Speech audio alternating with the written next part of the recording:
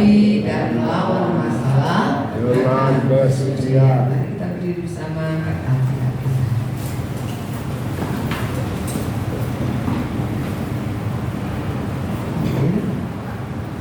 2, 3. Aku percaya Alkitab adalah firman Tuhan. Ketika aku membaca, mendengar, melakukannya, aku pasti berbahagia. Amin. Pada pagi hari ini saya kasih judul asli atau palsu. Ya, saudara, kalau saya mau tanya, kalau saudara suruh milih, mau yang mana? Hah? Baru 5 orang yang bilang, saudara mau yang mana? Yang asli. Kenapa, saudara? Kenapa sih orang itu suka yang asli? Ya, ini pasti ada alasan. Segala sesuatu di dalam kehidupan kita, kalau kita milih sesuatu itu pasti kita punya alasan. Mengapa? Ya. Nah, kita melihat, saudara, kenapa sih kita milih yang asli? Karena keaslian itu memiliki nilai. Ya, keaslian itu, sesuatu yang asli itu memiliki nilai. Ya, saudara. Kemudian yang kedua, yang asli itu bisa dipercaya. Ya, bisa dipercaya. Selain memiliki nilai, yang asli itu bisa dipercaya. Kemudian apa? Yang ketiga, yang asli itu lebih tahan uji, ya, tahan lama, gitu ya. Nah, saudara, kita mau segala sesuatu kalau boleh milih, meskipun kadang-kadang kalau beli maunya yang palsu. Karena apa? Murah, ya. Wah, sandal itu sekarang murah banget, ya, bagus-bagus, saudara. Berapa? 20.000 cuma, saudara, ya. Tapi kalau asli, apa itu mereknya? Crocs, ya. Oh, sandalnya sama, saudara, modelnya sama, tapi harganya bisa juta. Anda percaya, saudara? Lihat ya, kalau saudara pergi mall gitu. Saya kadang-kadang gini, sandal ini orang dilarang aman, 2,5 ya, juta sampai 2 juta, oh mahal banget, ya, saudara. Nah, yang asli itu memiliki nilai, bisa dipercaya dan tahan uji. Nah, saudara, tapi di dunia ini kita sulit menemukan sesuatu yang asli. Keaslian itu justru sulit. Ya, sebab apa? Kepalsuan dianggap normal. Ya, kepalsuan dianggap normal. Kan gitu. Saudara beli barang yang palsu, tapi saudara anggap, ya memang saudara mau dan saudara anggap normal lah.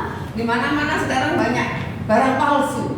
Ya, ada tas-tas yang mahal, ya saudara, merek-merek yang mahal yang harganya jutaan itu, ya, ada juga KW1, ada juga KW2, ada juga tembakannya yang cuma 50.000, kan gitu, ya, saudara. Jadi kita lihat dianggap normal, dianggap wajar, saudara. Nah, bahkan kalau saya melihat manusia pun itu sudah ada yang nggak asli, betul nggak? Ya kan? Ada nggak? Asli, saudara. Saya pernah lihat, saudara, di Jepang khususnya, ya, diciptakan robot-robot wanita. Saya lihat, saudara lihatnya persis orang nggak? Persis banget dengan orang. Bahkan ada yang berkata, kenapa saya nggak mau sekarang istri manusia, katanya. Enak robot, nggak rewel, nggak nuntut, nggak minta ini itu, disuruh manut. Saudara, robot bisa bekerja, ya, bisa beraktivitas, nah, saudara, ya. Bahkan maaf bicara bisa berhubungan, saudara, ya. Saudara, jadi kita melihat, saudara, itu dianggap normal. Ada banyak orang istilahnya pansos, ya. Di medsos kelihatannya bahagia, tapi dalam realita enggak. Dalam realita hidup mereka enggak bahagia. Nah, saudara, ya. Jadi kita mungkin saudara juga pernah tertipu. Saudara pernah nggak beli barang online, ya, online, gambarnya bagus, sepertinya berkualitas. Setelah saudara beli, barang itu datang, ternyata nggak sesuai dengan fotonya, betul nggak? Seringkali baju-baju itu memang pakaian-pakaian Korea asli yang difoto itu cantik-cantik. ketika datang nggak sama, saudara ya, nggak sama, jauh berbeda ya. Kalau bentar katanya bagus ini itu ya, palsu saudara ya. Yang ketika datang tipis, dipakai gampang rusak ya. Suami saya beli yang baru gosok-gosok ini, oh ya, besar, ukurannya besar saudara di gambarnya. Keluarnya kecil, bulunya pendek, itu panjang-panjang, tidak bisa dipakai gosok. Ya saudara, akhirnya dikasih Debbie, dikasih siapa lagi Kesia buat mainan gitu, karena nggak bisa dipakai, saudara ya. Nah jadi kita melihat ada banyak orang ternyata hidup juga tidak asli. Ada banyak orang hidup palsu, saudara. Dengan kata lain gini, penampilan di luarnya oke. Penampilan di luarnya oke, penampilan di luarnya sopan, penampilan di luarnya mungkin rajin ibadah, saudara, bahkan mungkin pelayanan, saudara, tapi dalam hatinya tidak ada pertobatan. Di dalam hatinya tidak ada kekudusan. Maaf bicara, misalnya yang nyuri tetap nyuri, yang suka bohong tetap bohong, tapi hal-hal yang lain sopan, rajin ibadah tetap berjalan. Tetapi semuanya indah, hanya kemasan luarnya. Hanya kemasan luarnya. Nah saudara, kita melihat bahwa Tuhan itu tidak tertarik pada penampilan seseorang. Nah saudara, kita akan baca dulu ini ya. Matius pasal 23 ayatnya yang ke-27. Matius 23 ayat 27.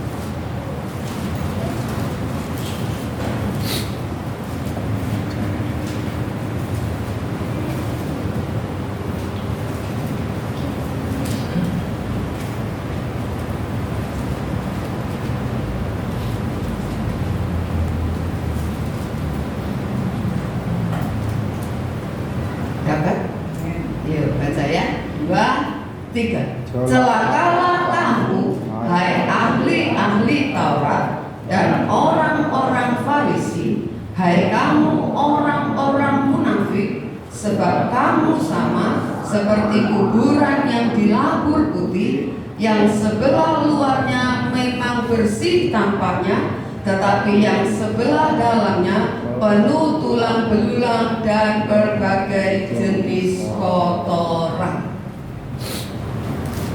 Para ahli Taurat dan orang Farisi tampak saleh di luar. Kalau saudara baca, mereka pakai jubah panjang, ya, wah, berdoa di tepi-tepi jalan, ya, di persimpangan-persimpangan jalan, katanya firman Tuhan. Tapi kita melihat, tapi mati. Di dalam itu tidak ada apa-apanya. Tampak saleh, tampak luar biasa. Nah Tuhan itu tidak tertarik. Mereka hanya berjubah agama, dan Tuhan itu tidak tertarik kepada penampilan luar seseorang.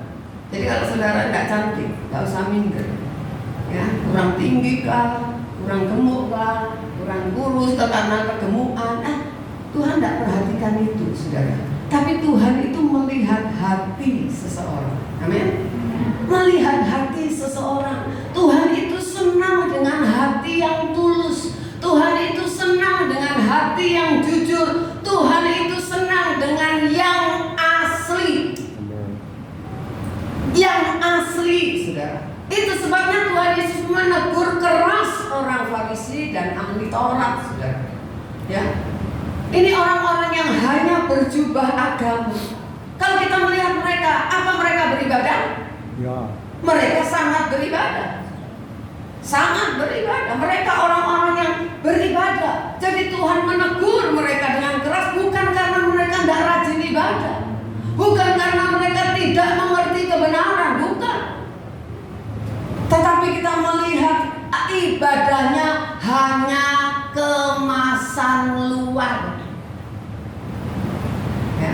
Hanya kemasan, tampak saleh di luar tapi mati rohaninya. Dan Tuhan tidak suka dengan orang-orang yang seperti itu. Ya, jadi kita melihat, saudara, ya, kita lihat ini, Tuhan itu lihat ketulusan hati saudara. Jadi kalau saudara datang ke gereja, bukan karena takut saya tanyain, bukan karena takut ditanyai teman, tetapi biarlah kita tulus hati kita karena kita mau memang memang mencari Tuhan. Amin. Karena kita mau datang ibadah kepada Tuhan. Karena kita mau menyenangkan hati Tuhan, saudara. Ya, jadi kita melihat, saudara, iman yang asli itu jauh lebih penting daripada penampilan yang terlihat religius. Bukan berarti kita kalau ibadah ngawur sembarangan karena tidak religius, bukan begitu. Terus tidak pakai aturan, bukan gitu.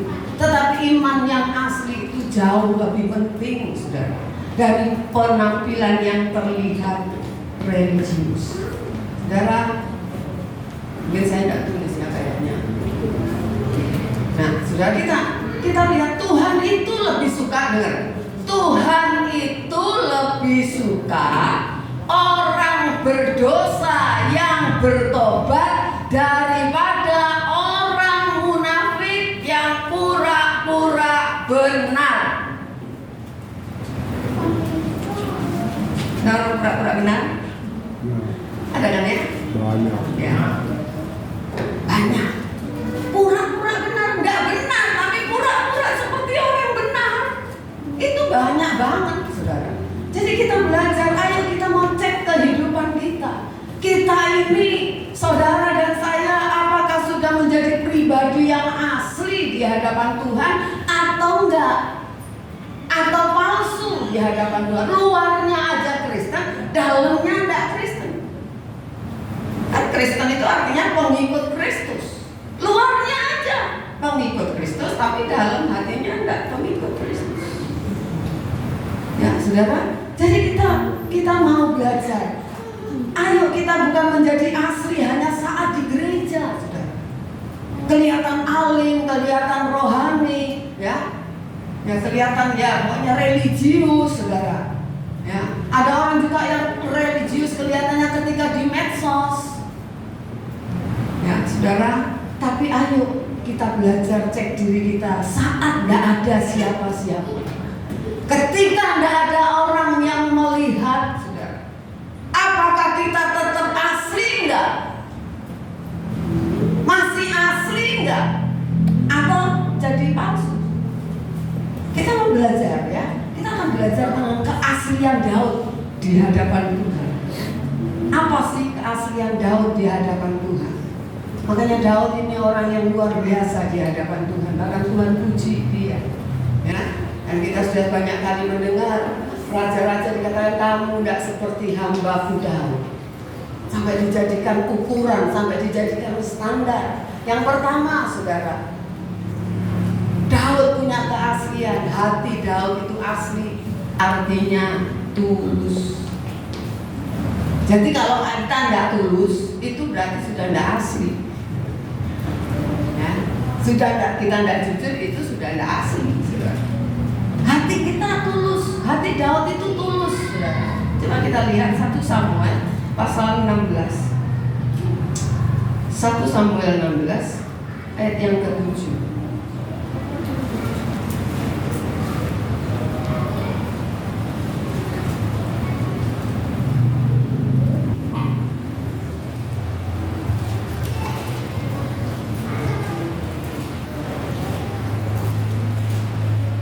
Samuel 16 ayat 7. Dapat ya? Belum semua dapat. Yuk ya, 2, 3. Tetapi berfirmanlah Tuhan kepada Samuel, janganlah pandang parasnya atau perawakan yang tinggi, sebab aku telah menolak dosa.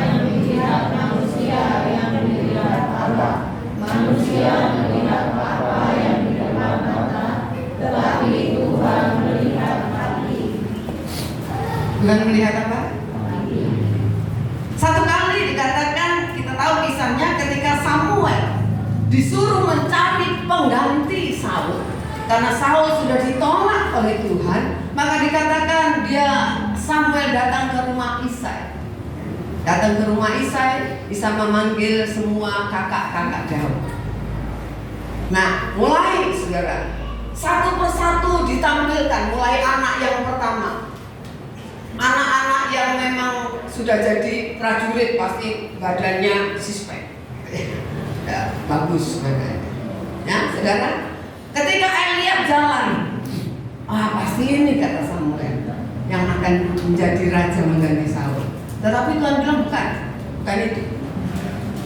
Dan yang kedua, jalan lagi, saudara. Abinadab kakaknya jalan. Ini kata Samuel. Tuhan bilang bukan itu. Jalan lagi yang ketiga, Syama. Ini Tuhan, bukan. Sampai kalau saya tidak salah 7. Daud itu anak yang ke-8. Sudah habis sampai yang ke-7. Mana lagi? Ya masih ada si 1 katanya. Tapi dia lagi di padang menggembalakan kambing domba yang firman Tuhan katakan cuma 2-3 ekor. Bukan 20-30, 2-3 ekor. Ya saudara, tak banyak saudara. Nah, jadi kita melihat ketika Daud lewat saudara, berfirmanlah Tuhan kepada Samuel, jangan pandang parasnya atau perawakan yang tinggi, sebab aku telah menolaknya. Bukan yang dilihat manusia, yang dilihat Allah. Manusia melihat apa yang di depan mata, tetapi Tuhan melihat hati. Ketika Daud yang lewat, Tuhan bilang, iya ini orangnya. Aku melihat hatinya beda dengan kakak-kakak. Saudara, jadi kita melihat Tuhan itu tidak mencari apa yang nampak di luar. Ya, Tuhan itu tidak cari apa yang nampak di luar, tapi Tuhan mencari keaslian hati seseorang. Jadi kalau saudara mau menjadi orang yang istimewa di hadapan Tuhan, miliki hati yang asli. Meskipun tasmu ndak asli, bajumu mereknya ndak asli, semua yang kau pakai palsu, yang penting hati kita asli di hadapan Tuhan. Amin. Saudara akan dipilih Tuhan. Meskipun yang kita kenakan di seluruh tubuh kita ini boleh dikatakan barang yang murah, yang penting hatimu asli di hadapan Tuhan, maka saudara akan jadi orang yang istimewa di hadapan Tuhan. Jadi tidak usah minder, kok saya tidak diberkati kayak itu, tidak usah. Yang penting tunjukkan dulu keaslian hati kita, saudara, di hadapan Tuhan. Saudara, kita mau periksa hati kita masing-masing, ya. Kita tahu keaslian itu muncul dari dalam, bukan dari luar. Muncul dari dalam. Makanya dikatakan Tuhan itu lihat hati. Hati yang tulus itu karakter yang melekat dalam diri seseorang. Itu melekat di dalam hidup seseorang, bukan karena posisinya, bukan karena penampilannya, bukan karena statusnya, bukan. Tetapi karakter yang ada di dalam hidup seseorang itu, itulah ketulusan hati, saudara. Jadi kita mau periksa hati kita masih tulus enggak ya aku ini? Ke gereja ini tulus apa enggak ya? Jangan terpaksa saudara ke gereja. Amin. Amin. Ada yang terpaksa ke gereja? Saudara, ayo kita ke gereja karena kita memang mau menyenangkan hati Tuhan. Salah satunya ya saudara datang ke gereja. Meskipun banyak hal menyenangkan hati Tuhan, salah satunya saudara datang ke gereja. Sebab firman Allah katakan seperti saya sitir Ibrani 10:25, jangan tinggalkan ya, pertemuan-pertemuan ibadah, jangan tinggalkan seperti dibiasakan banyak orang, saudara. Jangan. Kita sudah belajar namanya jangan itu ya jangan, tidak boleh maybe yes maybe no, nggak boleh. Boleh iya boleh tidak, enggak, saudara. Namanya jangan ya jangan. Ya, saudara, tidak ditawar-tawar, saudara. Ya. Jadi kita mau atur kehidupan kita ini supaya kita punya karakter yang asli. Ya, kita menjaga hati tetap tulus, kita menjaga hati supaya tetap asli. Memang tidak gampang. Menjaga hati tetap asli itu tidak gampang. Kenapa tidak gampang? Coba lihat Yeremia 17 ayat 9. Yeremia 17 ayat 9.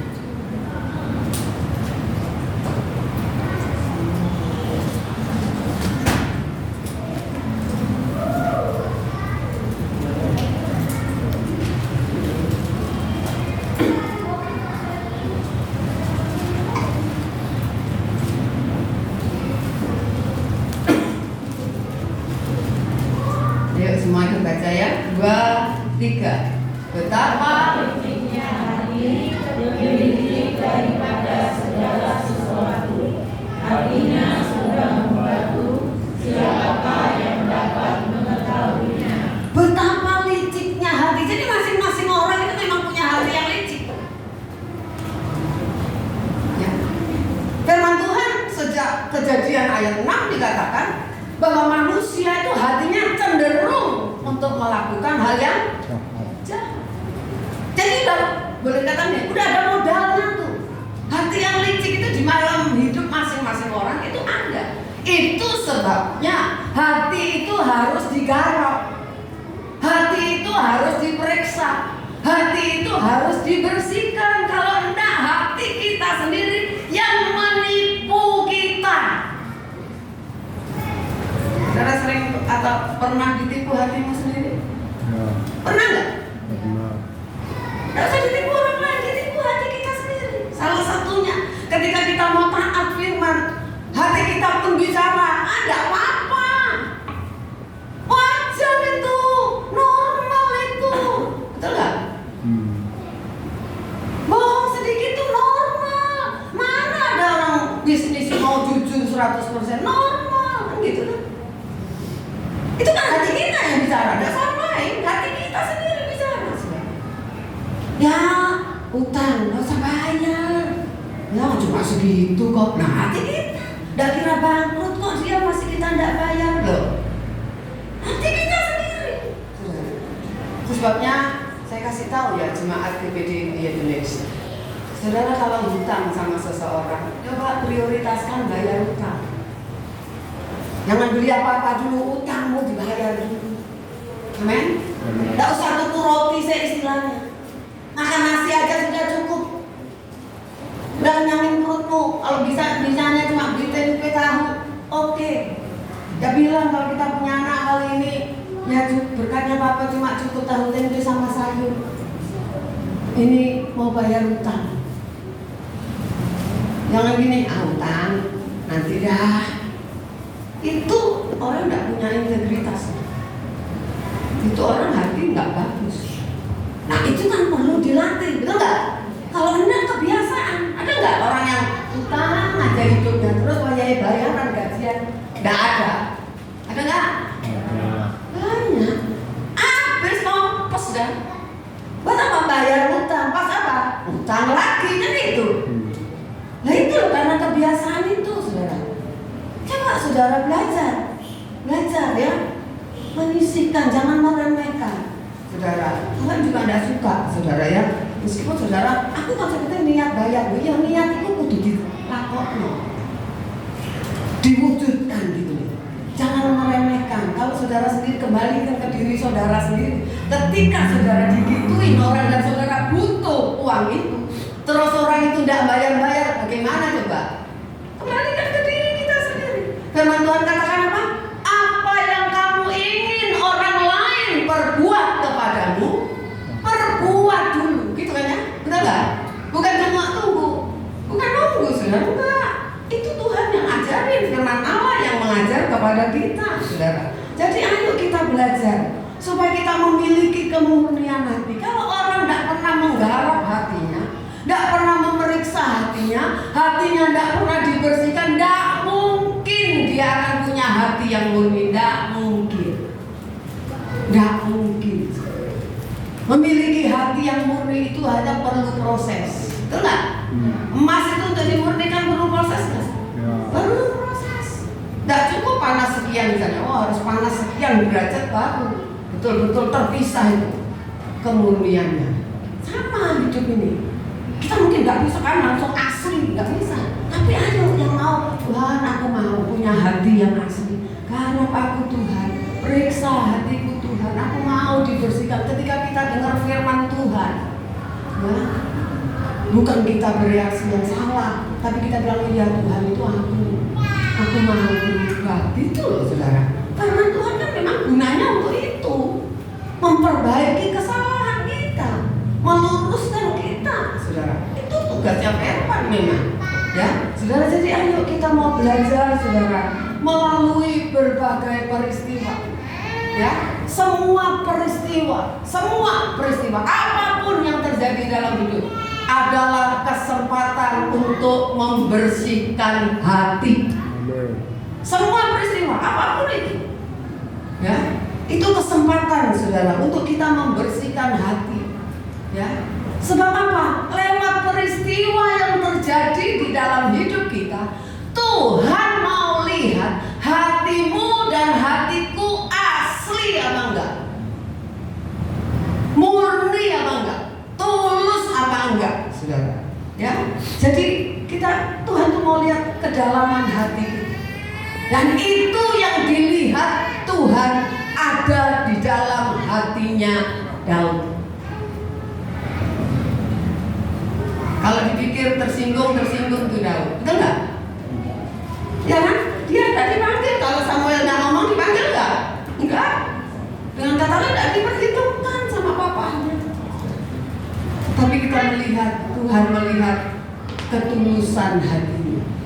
Jadi ayo, semua peristiwa yang terjadi di hidup kita itu loh kesempatan untuk kita membersihkan hati kita, ya, supaya hati kita asli di hadapan Tuhan. Sekarang yang kedua, apa yang asli dari Daud? Pertobatannya. Selain hatinya, pertobatannya. Kita baca Mazmur 51 ayat 3 sampai ayat yang ke-6.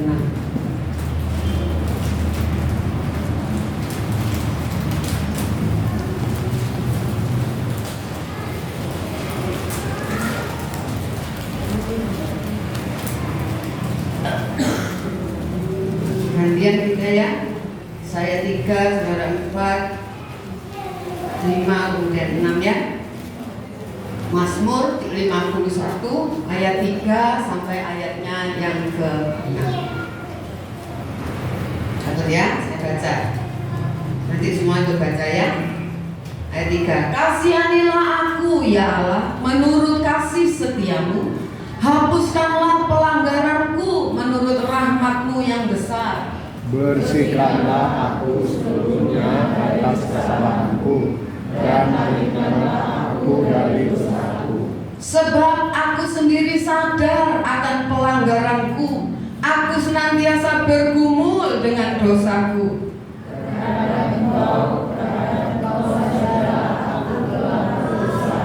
Dan melakukan apa yang dianggap jahat, supaya bersih dalam penghukuman-Mu. Nah, kita melihat saudara, yang asli dari Daud adalah pertobatannya.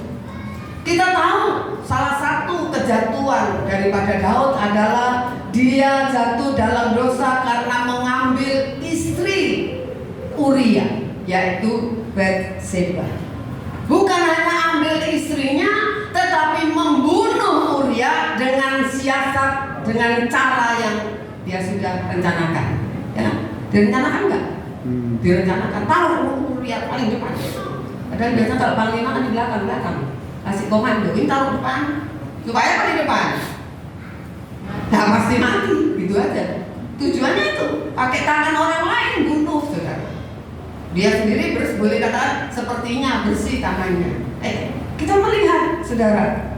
Tapi kita lihat teguran Tuhan Allah datang kepada dia, saudara. Lewat Nabi Natan dengan satu perumpamaan. Ya, Natan berkata ada orang kaya punya 100 domba, misalnya, saya lupa berapa yang diumpamakan. Pokoknya banyak. Kemudian ada orang, dia itu punya banyak, tapi dia ambil dari orang miskin yang cuma punya 1. Karena ada tamu. Hah? Ada tamu. Oh iya, ada tamu, pokoknya dia ambil itu. Ketika orang kaya itu ada tamu, dia ambil domba dari orang miskin yang cuma punya 1. Daud marah ketika dengar cerita itu. Mana itu orang kaya? Dia punya banyak, dia punya domba sendiri yang disembelih. Kenapa dia punya ada tamu, dia ambil dombanya orang miskin yang punya cuma 1? Oh itu orang pasti harus dibunuh itu orang. Apa yang katakan Nathan? Kamu orangnya. Kamu orangnya. Bayangin, itu raja ditunjuk saudara. Kamu orangnya. Apa dipenggal kepalanya Nathan? Bisa enggak dipenggal? Bisa. Oh bisa. Bisa saudara. Dia punya kuasa untuk begitu. Kamu berani melamar raja, penggal kepalanya Nathan, tapi Daud tidak berani. Kita lihat saudara, dia nangis di hadapan Tuhan. Dia mengakui dosanya. Dia katakan, terhadap Engkau Tuhan, terhadap Engkau saja aku telah berdosa dan melakukan apa yang Kau anggap jahat. Saudara, ya, dan dikatakan apa? Supaya ternyata Engkau adil dalam keputusanmu, bersih dalam penghukumanmu. Dia tidak ngomong gini, iya Tuhan, dengan banyak alasan. Enggak. Tapi dia mengakui kesalahannya. Daud tidak menyembunyikan dosanya, tapi mengakui dengan hati yang hancur. Orang yang asli itu bukan tanpa dosa, bukan. Tapi berani jujur mengakui dosanya dan bertobat. Akui dosanya, saya salah, dan bertobat. Saudara, jadi kita belajar, saudara, Tuhan itu lebih menghargai orang yang membuka hatinya daripada orang yang menyembunyikannya supaya terlihat rohani. Tuhan lebih senang meniru. Tuhan, aku udah bikin salah, ampuni aku Tuhan, ampuni. Aku mau berubah Tuhan. Aku janji tidak gitu lagi. Daripada orang yang menyembunyikan dirinya tapi tetap kelihatan rohani.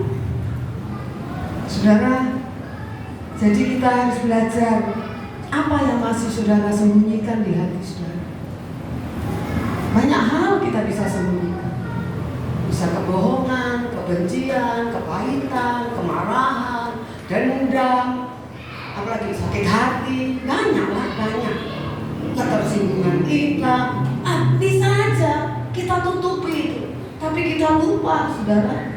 Kita lupa sebenarnya tidak ada yang bisa saudara sembunyikan di hadapan Tuhan. Iya. Amin nggak? Benar nggak? Amin. Halo, ada yang saudara bisa sembunyikan di hadapan Tuhan? Tidak ada.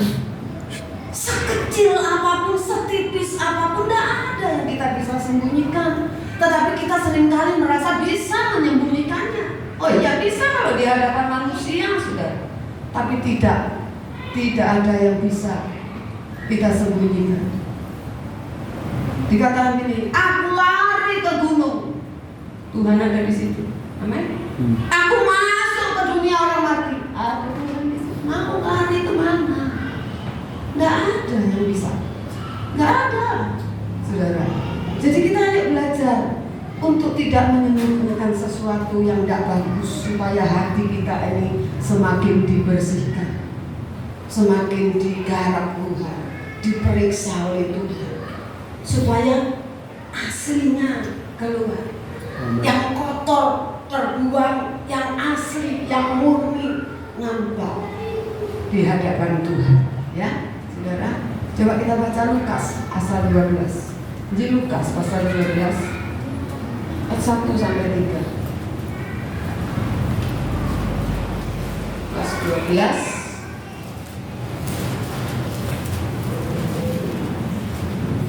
Lukas 12 ayat 1 sampai ayatnya yang ke-3.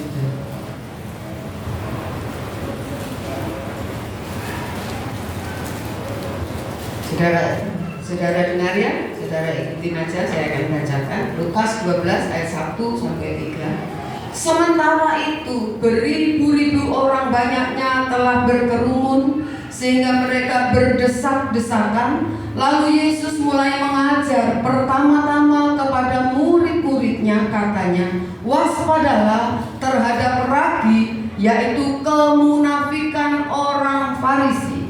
Tidak ada sesuatu pun yang tertutup yang tidak akan dibuka, dan tidak ada sesuatu pun yang tersembunyi yang tidak akan diketahui. Karena itu apa yang kamu katakan dalam gelap akan kedengaran dalam terang, dan apa yang kamu bisikkan ke telinga di dalam kamar akan diberitakan dari atas atap rumah. Kemunafikan satu saat pasti Tuhan akan bongkar. Kepalsuan kita pasti satu saat Tuhan akan bongkar. Ada istilah orang dunia berkata tembok bisa bicara. Pernah dengar? Ada, kamu kok tahu? Ada burung berbicara. Emangnya ada burung berbicara? Ada tembok yang ngomong. Pasti satu saat akan dengan bongkar. Ya, serapi-rapinya katanya orang nyimpen bangkai satu saat tercium juga. Itu kan ya, saudara. Jadi ayo kita belajar, saudara. Kita belajar, ya. Tidak ada yang tersembunyi. Ya. Pertanyaannya, berapa lama saudara mau sembunyikan hal-hal yang tidak baik di dalam hati saudara? Saudara, berapa banyak teguran Tuhan yang datang kepada kita? Berapa banyak Tuhan manggil kita untuk kembali ke jalannya, kembali kepada keaslian, tapi kita abaikan. Yang tidak penting. Itu padahal panggilan Tuhan untuk kita, saudara. Ya, untuk datang itu teguran Tuhan kepada kita, tapi kita anggap angin lewat, angin lalu masuk telinga kiri, keluar telinga kanan. Ya, saudara, ayo kita belajar, saudara. Ya, jangan mengeraskan hati. Ketika firman Tuhan berbicara kepada kita, jangan keraskan hati. Tapi kita mau jujur, akui di hadapan Tuhan, lalu kita berkata, Tuhan, aku mau belajar untuk tidak lakukan itu lagi, meskipun masih bisa terulang. Yang penting jangan sengaja, jangan di planning, jangan direncanakan. Ya, seperti saya bilang kan, telat bisa telat. Persoalannya, pertanyaannya sengaja atau enggak? Halo? Kalau kita sudah siap-siap nih, ya, udah nyegat gol, udah ada gol. Sekarang jarang ya. Kendaraan umum sulit, becak pun sulit. Saudara sudah jam 8 di depan. Itu kan namanya kalau jam 8 enggak ada telat kan, misalnya bagaimana kalau rumahnya dekat-dekat. Enggak telat. Tapi berhubung becak enggak ada gol, mau jalan juga enggak kuat misalnya. Ya telat. Kan tidak ada unsur kesengajaan. Tapi kalau gini, kita udah tahu kamar mandi kita cuma satu nih, misalnya cuma satu, ngantri. Kita tahu nih berapa menit, hitung sudah mau tiap minggu telat. Kan berarti tidak ada upaya untuk kita berubah. Kalau ke sekolah bisa tidak telat, karena ada hukumannya. Saudara pikir kalau ke gereja saudara remehkan antara telat dan tidak ada urusannya sama Tuhan? Ada, saudara. Cuma saudara tidak dikasih poin aja di sini, minggus, poin 1, 10 udah minggus, poinnya tidak naik kelas, tidak ada. Catatannya ada di sono. Itu loh. Kalau ada bupati mau datang, saya mau tanya, yang datang dulu bupatinya atau yang diundang? Yang diundang bupati. Halo? Yang diundang datang dulu. Bupatinya kadang-kadang telat datangnya ya kan? Ya, gantinya jam 8-an, setengah 9 bupatinya belum nongol. Nah, saudara ini loh diundang Tuhan untuk datang ke gereja. Amin enggak? Amin enggak? Diundang Tuhan, saudara. Ayo belajar berubah. Jangan gini, paling sih pujian, belum firman, memangnya? Saudara, kita belajar. Amin. Yang sudah bisa ngerubah apa? Yang bisa ngerubah apa? Kita sendiri. Ya, kita sendiri. Ya, Tuhan percepat langkahku tuh, hari kita percepat. cepat emangnya dan gitu. Enggak bisa. Kakimu jalannya seperti biasa aja, saudara. Ayo kita berubah, kita bertobat, akui dengan jujur, aku kok telat ya Tuhan. Di sini sekarang enggak telat ya, mulai minggu depan enggak ada yang telat. Haleluya. Haleluya ya, jangan haleluya ya saudara. Enggak ada yang telat. Hargai gitu, hargai. Kalau saudara, anak saudara telat aja saudara udah hampir, ya kasih jawabannya. Oh, sewenang. Tapi lihat ke gereja. Ayo, lemes saudara ndak anu. Ayo, kita mau ke gereja ndak diminta atau waktu mau sekolah. Kenapa? Soalnya sekolah bayarnya larang. Kalau ke gereja kan sukarela memberinya. Nggak memberi pun malah nggak apa-apa, ya kan? Nah, jadi ngenteng no. Ayo kita belajar berubah, amin, amin. Nah, sekarang kita belajar, ya saudara. Yang ketiga, yang asli dari Daud adalah relasinya dengan Allah, hubungannya dengan Tuhan, hubungannya. Ya, Mazmur 139. Mazmur 139.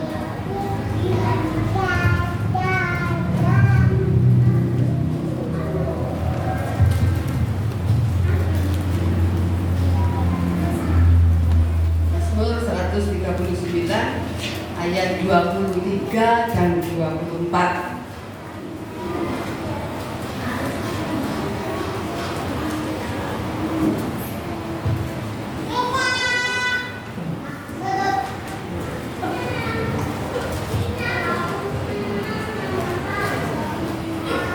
Yuk baca ya, yuk sama-sama baca. 2, 3. Selidikilah aku ya Allah, dan kenallah hatiku, ujilah aku, dan kenallah pikiran-pikiranku. Lihatlah apakah jalanku bersama, dan tuntunlah aku di jalan yang tepat. Nah, Daud membangun hubungan yang sangat natural asli dengan Tuhan. Dia berani berkata, selidiki aku ya Allah, kenal hatiku, saudara. Uji aku, tes, ya, uji aku, kenali pikiran-pikiranku. Lihatlah apa jalanku serong. Kalau serong, tuntun aku di jalan yang kekal. Ini kerinduan hatinya. Daud membangun hubungan yang sangat natural, yang asli dengan Tuhan, saudara. Ya, kita melihat Mazmur Daud merupakan luapan emosinya yang jujur kepada Tuhan, saudara. Kalau kita baca Mazmurnya, kadang dia bersyukur, tapi kadang dia tidak. Ya, kadang dia bersyukur, tapi kadang dia juga kecewa, kan? Ada saudara baca? Coba saya ajak baca ini dulu. Ayo, 116 ayat 10. 116 ayat 10.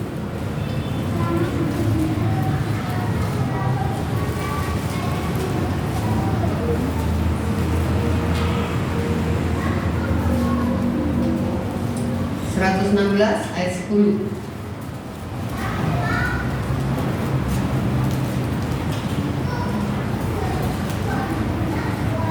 Dapat? Yuk, 2, 3. Aku percaya sekalipun aku berkata, aku ini sangat tertindas.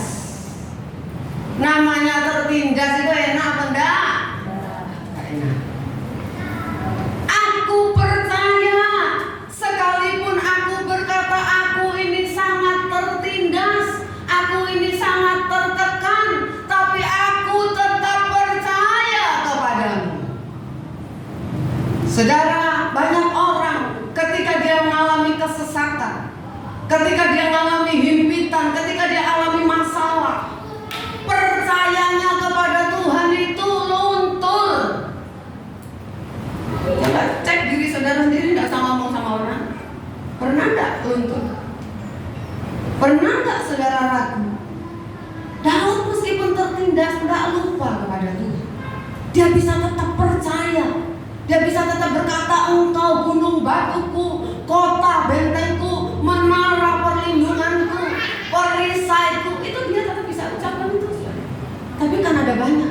kita, ketika kita alami persoalan, ketika kita alami masalah, mulai iman kita melorot, entah drastis, entah pelan, melorotnya.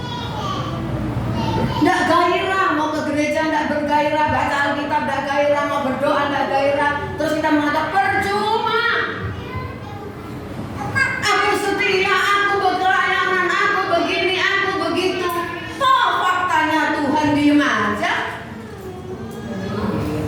Ayo kita belajar dari Daud. Ini loh Daud luar biasa, hatinya asli, bertobat, sungguh-sungguh mau akui kesalahannya ketika dia jatuh di dalam dosa, dan dia tetap percaya meskipun dalam keadaan situasi yang gak enak. Dia tetap bisa berkata, aku percaya Tuhan. Saudara, ayo kita melihat lagi yuk 119 ayat 71. Balik satu lembar ya. Oh enggak, berapa lembar? Ayat 71.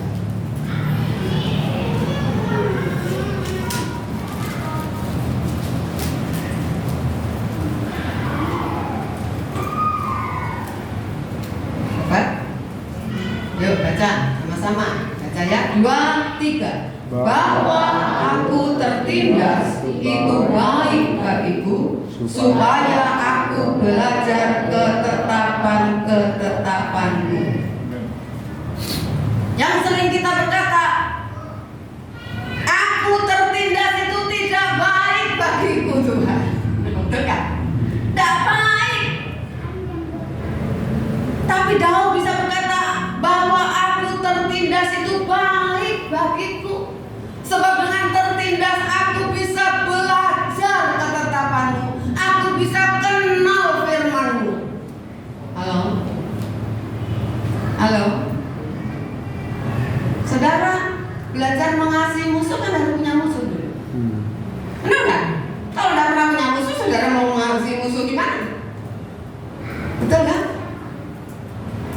Ketika saudara ditipu untuk belajar mengasihi, ya harus ketipu dulu. Entah kecil, entah gede. Kan gitu. Belajar mengampuni. Ya, itulah. Kalau tidak, semua oke, tidak bisa belajar kita. Tidak bisa tahu kapan kita menerapkan firman. Ketika kita kekurangan, saudara tahu artinya bagaimana diberkati Tuhan ketika ada saat-saat kekurangan. Betul?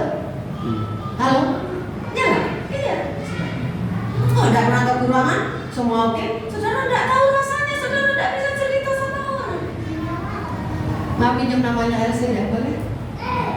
Elsie itu ketika merawat mamanya ya, yang saya pernah dengar dari dia. Kalau ngitung pakai kalkulator nanti tidak cukup, betul gitu ya, saudara? Tidak cukup, saudara. Pengeluarannya banyak merawat mamanya, mana manggil perawat lah, ininya, pampersnya, ini itu, apa banyak dan lain-lainnya kan? Tidak cukup dengan penghasilannya dia. Tetapi saya kalau dihitung nggak cukup, nggak cukup. Tetapi fakta berapa lama mamanya sakit? Aku tidak bangkrut kan ya? Nah, saudara, itu loh belajar. Tindas itu ternyata ada kebaikan Tuhan. Jadi Roma 8 ayat 28 itu bukan omong kosong, saudara. Tetapi benar-benar segala perkara Tuhan itu bekerja dalam segala perkara mendatangkan kebaikan. Itu sebabnya ada ayat berkata mengucap syukurlah adalah bukan satu hal, segala hal. Karena itulah yang dikehendaki Tuhan di dalam Yesus Kristus Tuhan kita.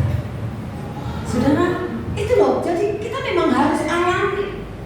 Kita dilihat saudara Daud ini bukan hanya dia, diangkat raja senang, bukan cuma itu kan pengalaman hidupnya. Ya, dia tak datang saat dia senang aja. Kamsia Tuhan lah. Bukan hanya saat baik, saat gagal dia juga datang. Saat dia kecewa dia. Saya pasti tahu, saya percaya dia juga kecewa ketika Saul memperlakukan hal seperti itu kepada dia. Secara hati pasti kecewa secara manusia. Tapi dia tidak membuat dia meninggalkan Saul. Dia tetap berjuang untuk memperluas kerajaannya Saul. Ini luar biasa kan? Luar biasa itu sebabnya enggak Tuhan lihat hatimu memang asli Daud. Asli murni apa yang kamu lakukan. Tidak ada tendensi kalau you begitu, aku begini, enggak. Seperti saya katakan kepada saudara kan di podcast saya tentang Saul dan Daud. Secara dasar alasan, Daud punya alasan untuk benci kepada Saul. Ya, karena perlakuan Saul seperti itu. Tapi Saul tidak punya alasan sebetulnya untuk benci kepada Daud. Tapi yang terjadi sebaliknya. Saul tidak punya alasan untuk benci kepada Daud, tapi dia benci sama Daud. Daud punya alasan untuk benci kepada Saul, tapi Daud tidak benci kepada Saul. Kalau kita kan seringkali masih seperti orang dunia. Kalau lu baik sama gue baik, tapi kalau lu jahat, gue bisa lebih jahat dari lu. Itu orang dunia, saudara. Itu bukan firman Tuhan. Makanya Daud berkata, ketika aku tertindas itu baik bagiku, supaya apa? Aku belajar ketetapanmu, saudara. Ya, Daud tidak pakai topeng, ya. Sok rohani, sok kuat, enggak, saudara. Dia tetap datang kepada Tuhan. Ayo, saudara, kita sama-sama berjuang. Amin. Sama-sama berjuang. Tidak ada yang hebat kita, tidak ada. Semua podo aja. Semua bisa jatuh, semua bisa salah, termasuk saya bisa. Tidak ada yang hebat, tidak ada yang ngebal dosa kita. Jangan sok, saudara. Tidak ada. Semua kita punya kesempatan untuk jatuh atau untuk naik level. Semua kita punya kesempatan. Tapi mari kita belajar, berjuang. Ayo kita berkata, Tuhan bentuk aku. Aku masih banyak kekurangan, aku masih banyak salah, Tuhan. Bentuk aku, garap aku. Aku mau bersihkan hatiku, uji aku, Tuhan. Apakah jalanku serong apa enggak? Ya, saudara, kalau kita pernah serong, supaya enggak serong, kita dengan Tuhan tolong. Supaya jalanmu tetap menyenangkan hatimu. Aku menjadi pribadi yang asli di hadapanmu. Amin. Roh Kudus tolong kita semuanya, supaya kita semakin hari menjadi orang yang tulus, menjadi orang yang murni, menjadi orang yang asli di hadapan Tuhan, bukan yang palsu. Tuhan